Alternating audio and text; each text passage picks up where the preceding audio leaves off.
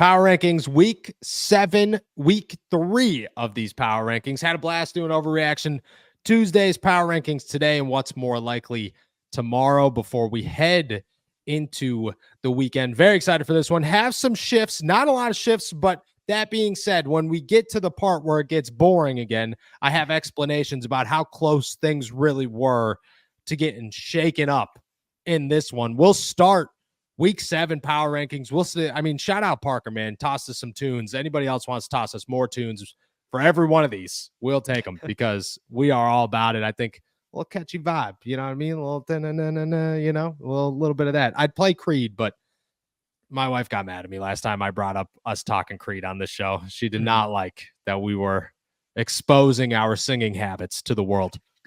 Let's start with some honorable mentions here. Week 7, Pittsburgh Steelers, New York Jets, coming off week 6, a victory in Las Vegas. I got 2 of them. Both of them were on our top 5 last week. Neither in our top 5 power rankings this week. We'll start with the money man himself, Chris Money Boswell, coming in as an honorable mention. He was number 5 last week, and don't get me wrong, he didn't get any worse. He definitely didn't get any worse, but the Pittsburgh Steelers, thankfully, are getting to a point where they need less and less of Chris Boswell, which is excellent for everybody. That being said, dude is a stud. He remains a stud. He's having a baby, so shout out to Chris Boswell. Life is good for Money Man Boz. And the Steelers have, I mean, in my opinion, the best kicker in football. Where we stand right now, Justin Tucker is potentially getting washed. Just fell off a little bit in the front of the season. If he still gets, if there ends up being a Justin Tucker first team All Pro and Boz does not get first team All Pro this year, I will be very upset. I will cause havoc for a kicker. I really will. I will stand my ground for Chris Boswell. And I don't know Chris Boswell. Like, he is the only guy in that locker room I've never spoken to outside of walking by him and saying, "Hey, dude, I saw on Instagram that you're having a kid. Congratulations." And him saying, "Thanks, man. Appreciate it." That was it. That was the only time I've ever talked to him. So I would put up a stink. I really would. Chris Boswell, honorable mention here. Absolute stud where we stand this season. Number 2 fell off this list. He was number 4 last week. And there will be questions when we get to our top 5, because yesterday I made one statement that is going to contradict what these power rankings say, and I will explain that when we get there. But second honorable mention here is Joey Porter Jr. Still, in my opinion, top 6 people on this team, top 6 players on this team, absolute baller, killing it. There is little doubt in my mind that by the end of the season, we should be having conversations about how close Joey Porter Jr. is to the top 5. I mean, he's got to be inside the top 10 cornerbacks in the NFL. He's going off. He continues to do his thing. The difference here is that Vegas had nobody to cover. Who are you going after? Trey Tucker? Sorry. You know, I get it. Cool. They're good names. They're not Jacoby Myers, and they are not Devontae Adams. And because of that, there were names that stepped up a little bit, and that's where we go here. That's where we go, is you look at what happened, what transpired, and you make those adjustments. It's a whole body of work, and sometimes that includes a significant consideration from the previous game. Joey Porter Jr. is my second honorable mention, which brings us to number 5. Inside linebacker, PFF's highest rated player in Pittsburgh right now. That is, I mean, he goes by a number of things. Okay. Inside linebacker, scary dude who wore the overalls to training camp.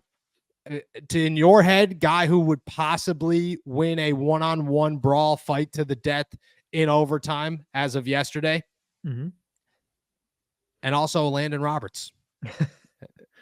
E-Rob is number 5 on my list. Dude's an absolute stud this season. He has shown exactly why the Pittsburgh Steelers only added one inside linebacker to help replace Cole Holcomb and said, E-Rob and Patrick Queen, you will be our guys all season long with Peyton Wilson. And I mean, to be honest, there are few people in the NFL that I would rather Peyton Wilson learn from than E-Rob and Patrick Queen, because those two are great teachers and doing everything that Peyton Wilson should be doing right in front of his eyes. E-Rob's been absolutely dominant. He's coming up with big plays all the time. He is in the middle of that defense constantly. I know everybody wants to talk about Patrick Queen, but we should start acknowledging how good Landon Roberts is this season.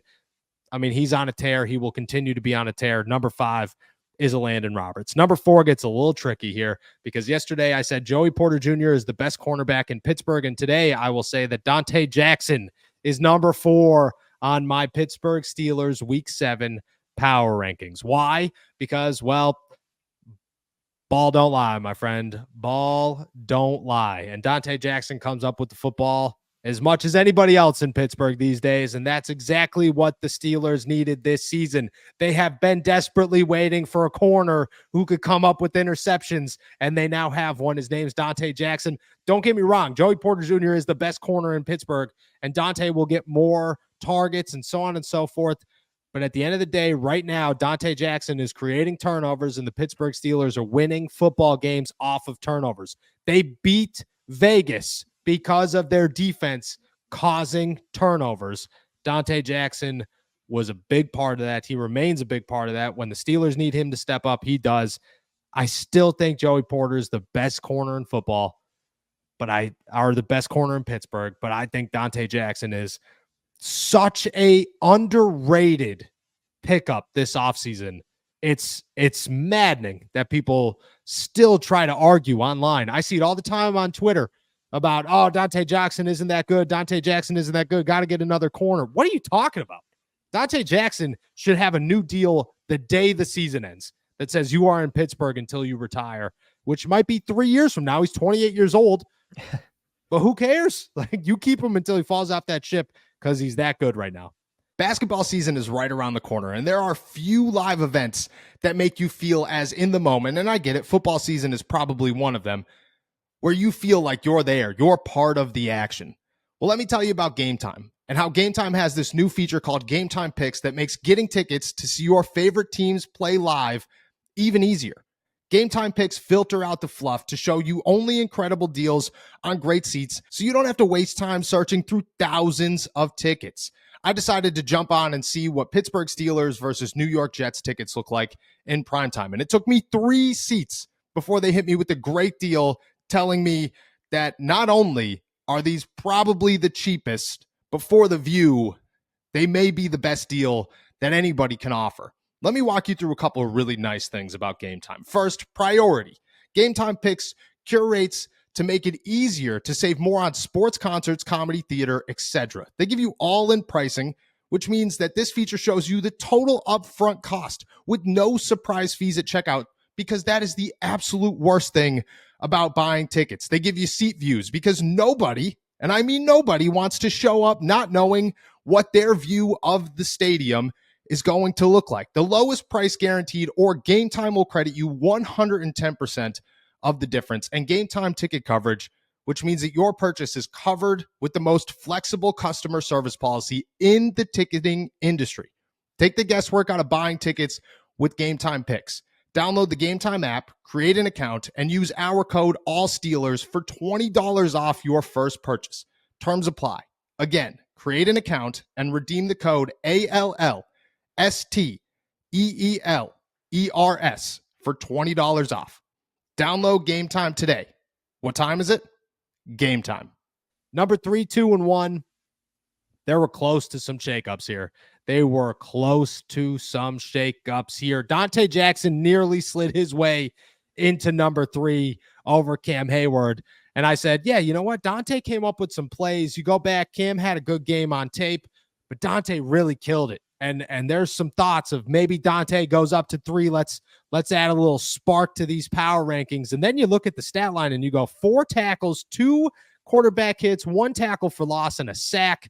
And you instantly remember how good Cam Hayward has been at 35 years old all season long. This dude is ridiculous. There is nobody in football that ages better than Cam Hayward. And if he does not find himself in Canton, Ohio one day, it is a shame, only because people need to recognize that this dude at 35 years old continues to dominate And not many players at his age will do it for an entire season the way that Cam Hayward has done it through 6 games. He is absolutely killing it. His totals on the season as we stand right now: 25 tackles, 4 tackles for loss, 10 quarterback hits. He has hit the quarterback 10 times and 3 sacks on his way to another 10-sack season. I mean, that's Cam Hayward, old, reliable, and aging like fine wine. Number 2 is Deshaun Elliott, who once again proved he is the second best player on the Pittsburgh Steelers defense. He has surpassed Minkah Fitzpatrick. I love Minkah. I think Minkah's an animal. I think Minkah is impossible to replace. And anybody who wants to talk, oh, he's not coming up with the football, doesn't matter. He's still doing ridiculous things out on that field.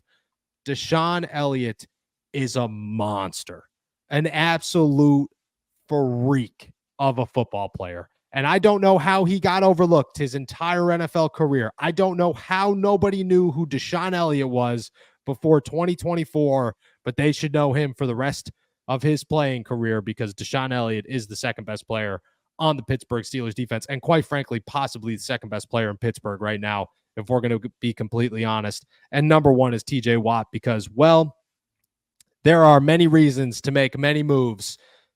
There is no reason to take the best player in the National Football League out of first place. And that is who TJ Watt is right now, is the best player in the National Football League. And I will say that with my chest out and an explanation point at the end, because I am dead serious. TJ Watt is the best player in football right now, and he is keeping the Pittsburgh Steelers. Any hopes, any ceiling you see for this team comes from TJ Watt. That is my top 5. TJ Watt stays at number 1. Deshaun Elliott number 2, because, man, he deserves it. Cam Hayward, fine wine this guy is. Dante Jackson and Landon Roberts climb themselves up to 4 and 5 with Joey Porter Jr. and Chris Boswell as honorable mentions. I mean, you've seen it all day, but I'll ask you your thoughts. I'm sure you have some. These top 5s, what are you thinking? I mean, before I give you my thoughts, I want to throw out No Coast Golf, who says, I'd argue Najee could have jumped into the top 5 after his performance last weekend. Here's what I'll say. That's a second straight week that even down to the honorable mentions, no offensive players. I mean, Chris Boswell is a special teamer, no offensive players in the top 5. It's kind of how Mike Tomlin wants it, isn't it? Yep.